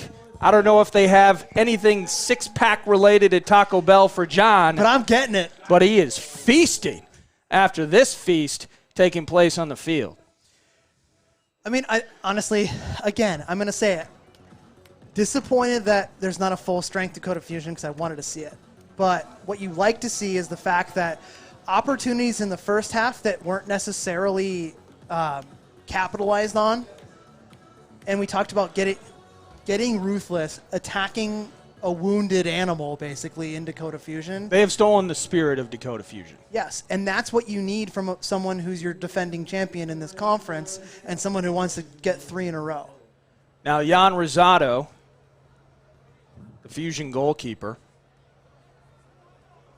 he's in the neon orange. He is down. It looks as if and our maybe wonderful at some point, TCO sponsor, maybe if trainer, we can catch is coming.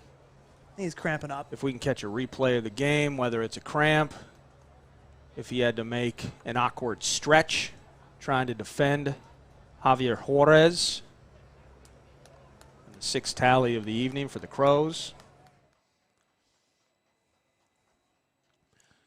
So there's Bokeen through the center. Looked like a handball. Good play. And then the finish, and you could see almost. He kind of cramped up a little bit. Well, there was the awkward leg stretching. He has the leg out and top to the right.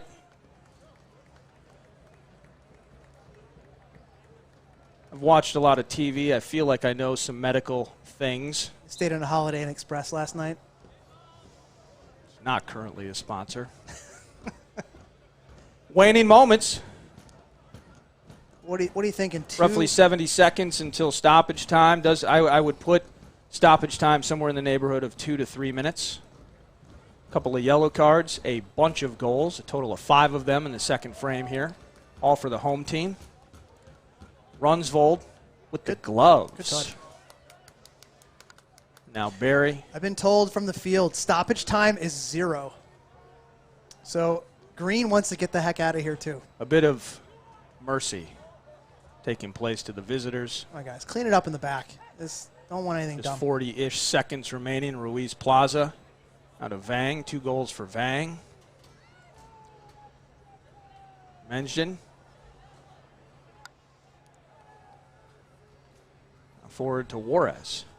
When you're up 6-0, you're having a hard time passing it to somebody who did not score a goal. But there's one in Cole Schwartz, who looks like Tim Wills, and he may not have enough time tonight to get his own goal. Now Coxon on the run. He's a gazelle. He's not got a lot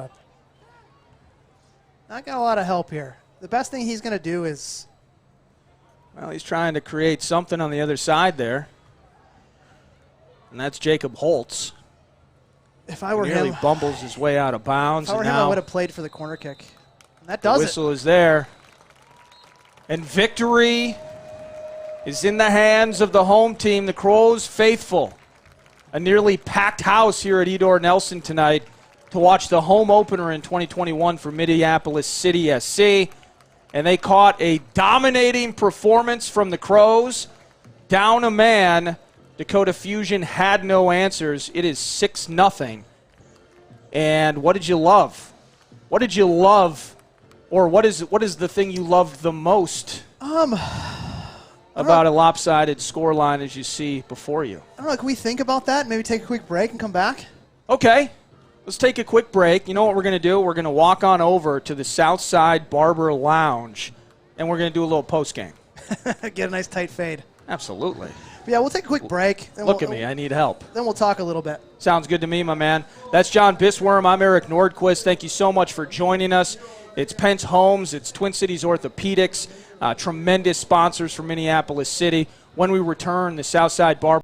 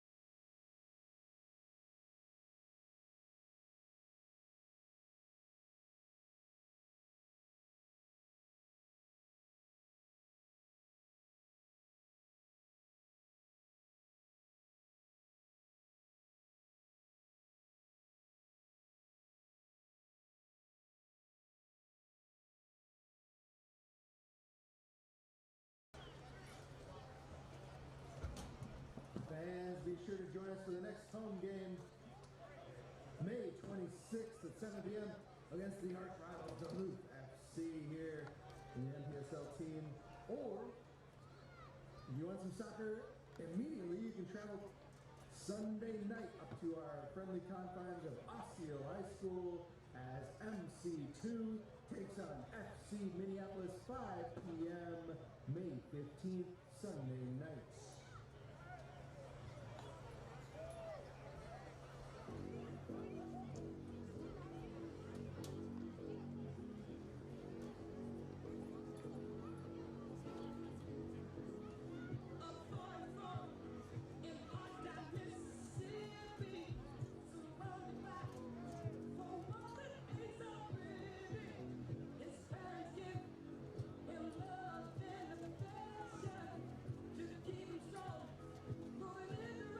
Are we live?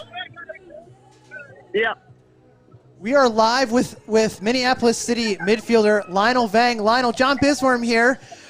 Great performance, man.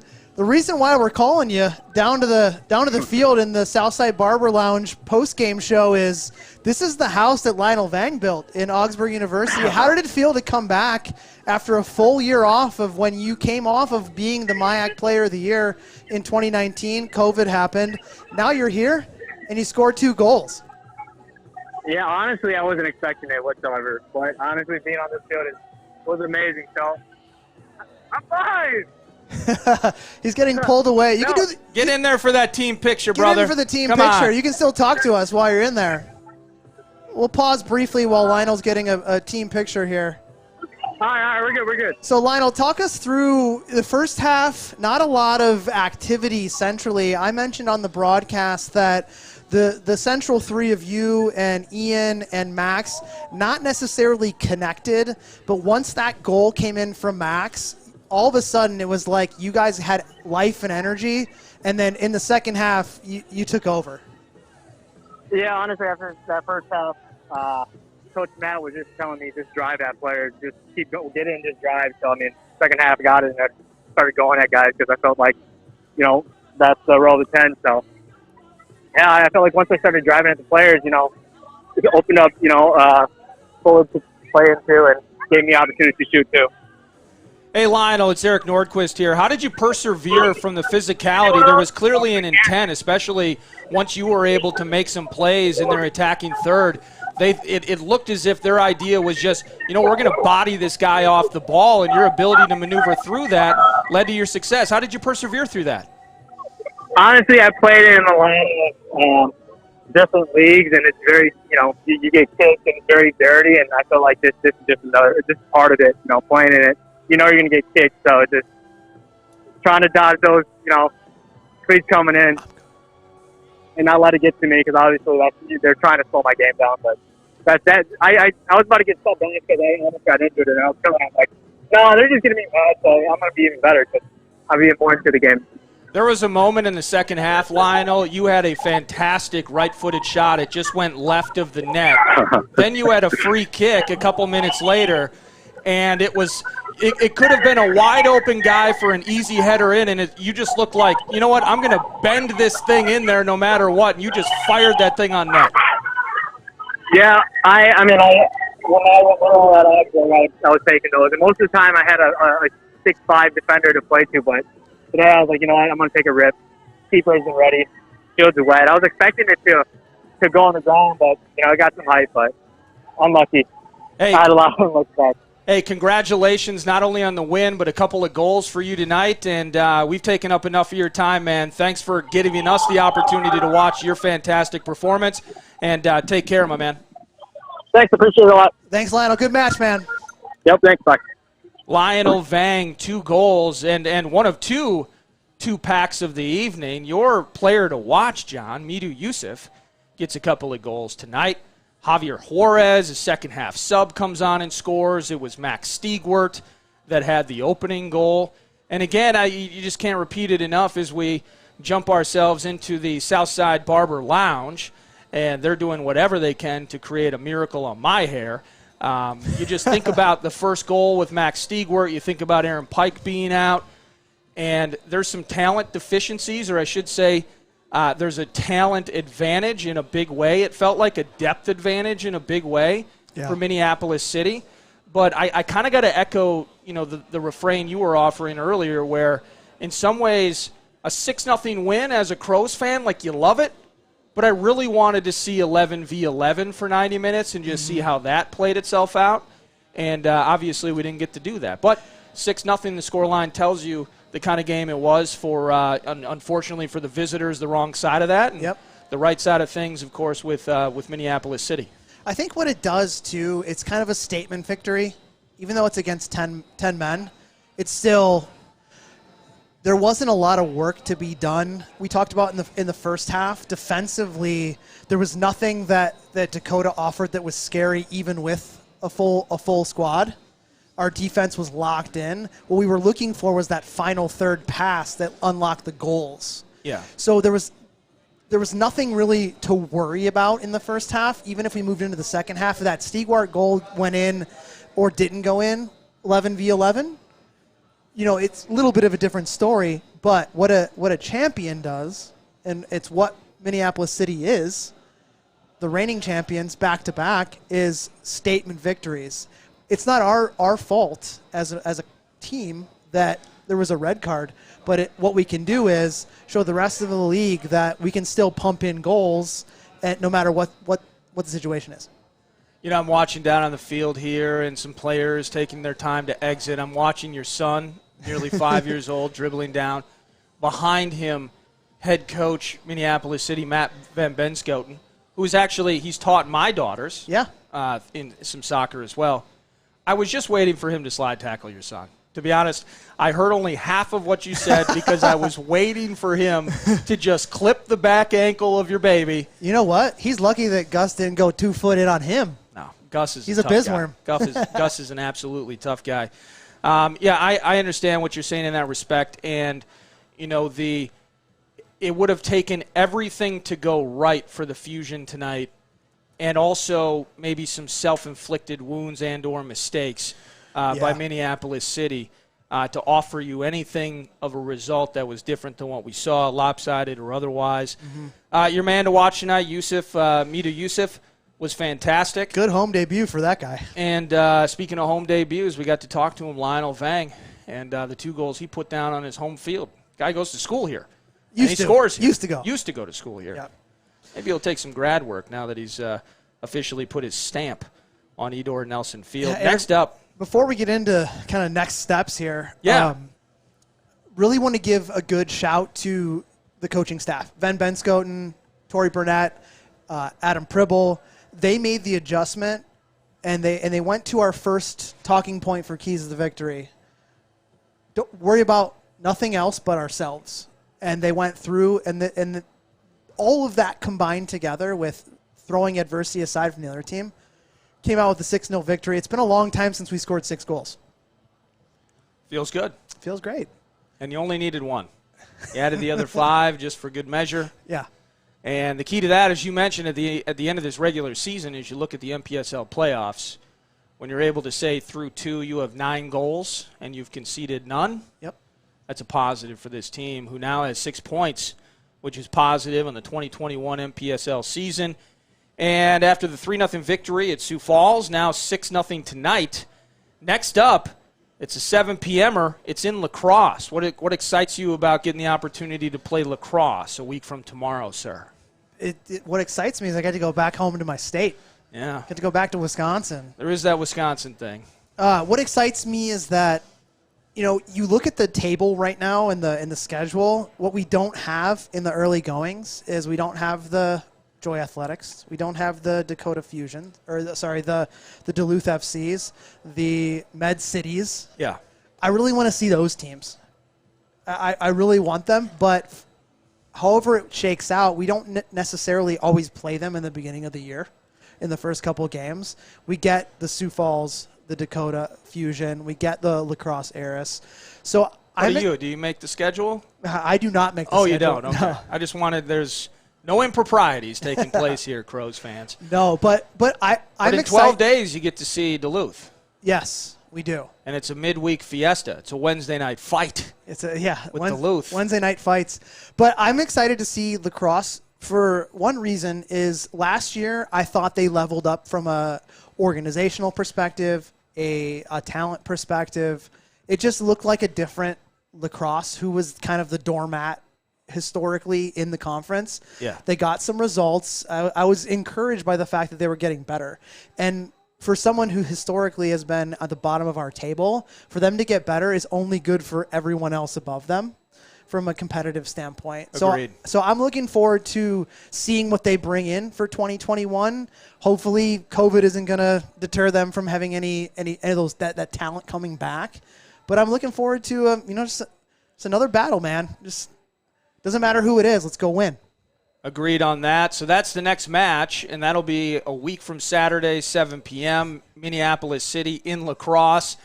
And then on May 26th, that's why you just got to just live on the website for a little bit. Go to NPLSCitySC.com, and you can find out not only the matches, the fixtures, the schedule, all of that. Buy merchandise. Because the next home match is Wednesday night, May 26th here at Edor Nelson, a 7 p.m. kickoff. Duluth FC is in town. That feels like, just early opinions on it, it might not be a 6-0 affair one way or the other. That should be a nice little battle on a midweek. And get to NPLSCitySC.com. Find out how you can maybe be a member of the Crows. Find out how you can buy some merch, some murdered-out merch via the Crows. So, and big thanks to Southside Barber Lounge. I believe you can go to SouthsideBarberLounge.com, learn more about them. And, of course, Pentz Homes, TCO, Twin Cities Orthopedics, tremendous sponsors of Crows soccer. That's it for me, John Bisworm. Tremendous victory tonight, 6-0. Again, Max Stiegwart, Midu Yusuf with a pair, Lionel Vang with a pair, Javier Juarez with the 6th and final tally on an evening here at Edor Nelson. Thanks to Tyler for producing. Tyler's the man. He's absolutely the best. Sweetest mustache you'll ever see in your entire life. And thanks to you for enjoying Crows soccer on a Friday night via the stream. And again, for me, Eric Nordquist, John Bisworm, Tyler, and all involved, have an awesome weekend, and we will chat with you again very, very soon. And you got hoofed.